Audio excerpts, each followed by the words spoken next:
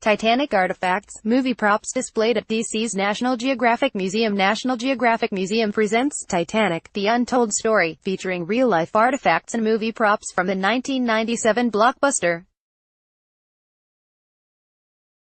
The bow railing of RMS Titanic illuminated by the Mir 1 submersible behind the forward anchor crane. The resticle slant shows the direction of the ocean current. Courtesy National Geographic. Emery Christoph, Washington. Few things in recorded history can rival the majesty and tragedy of the Titanic, the unsinkable ocean liner that crashed into an iceberg and sank during its maiden voyage from Southampton to New York City on April 15, 1912, killing 1,503 people.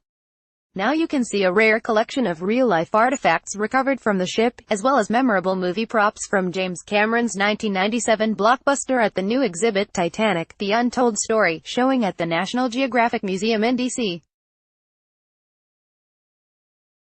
through January 6, 2019.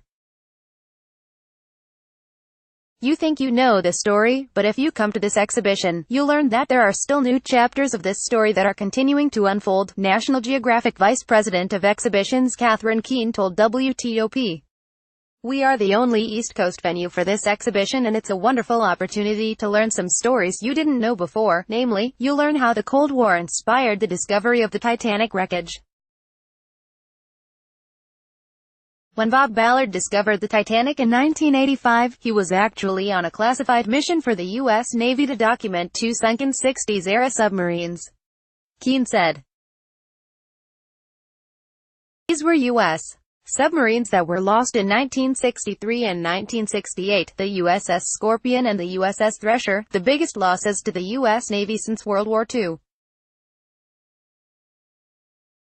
Both had nuclear reactors on board." As a famous underwater explorer at the Woods Hole Oceanographic Institute, Ballard was obsessed with finding the Titanic, so he struck a secret deal with the U.S.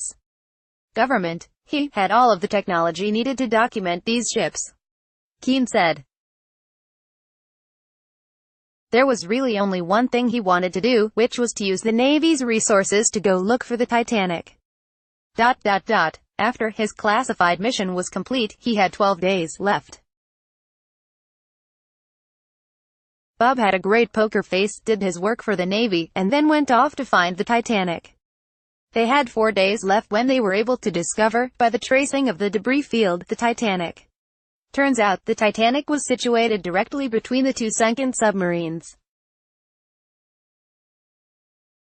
The Thresher was off the coast of Nova Scotia, the Scorpion was near the Azores, and Titanic was right in the middle. Keane said,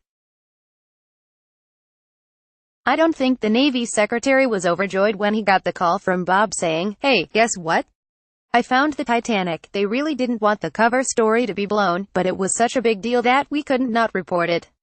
Now, after subsequent submersible visits, Nat Geo is displaying rare items and photographs. The exhibition is divided into 3 parts. Keane said, "First, we talk about the cover story and classified mission. The second part is really about the technologies, to send robots to the deepest depths of the ocean to do what humans could not do. And the third part is about the ship itself. We profile some of the survivors, some of the personalities, and we have artifacts taken off the ship by survivors or passed down through generations of families. You'll get goosebumps standing just inches away from the chilling artifacts. We have 2 deck chairs, one from the Titanic, and one from the Carpathia, which came to the rescue." Keane said. Wallace Hartley was head of the 8-person orchestra, which was playing until the very end. He did not survive the sinking, but the music pouch that he carried all of his sheet music was recovered from his body, along with all of the sheet music. You'll also find the belongings of J.J.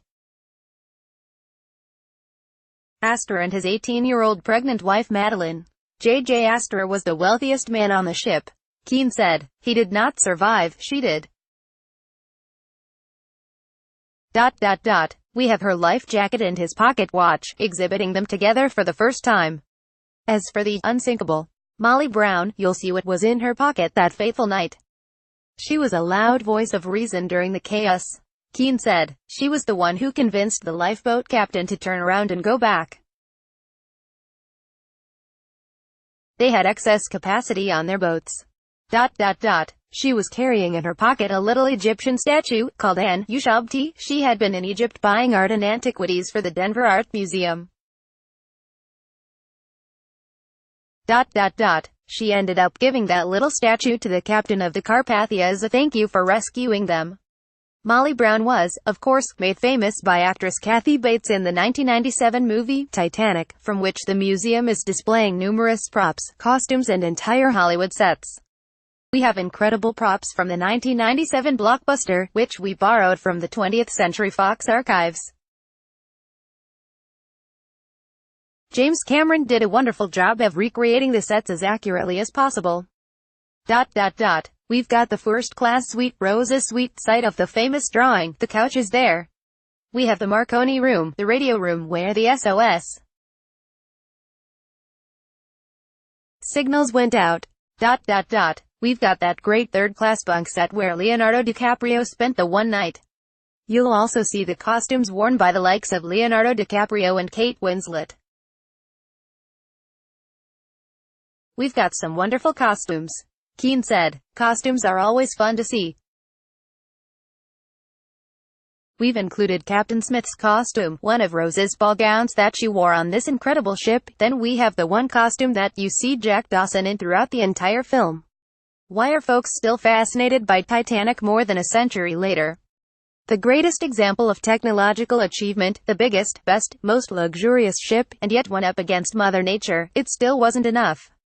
Keane said. There were stories of heroism and survival, people that survived, laws that were changed, lessons that were learned, and great discovery if you think of the century since, all of the science and expeditions.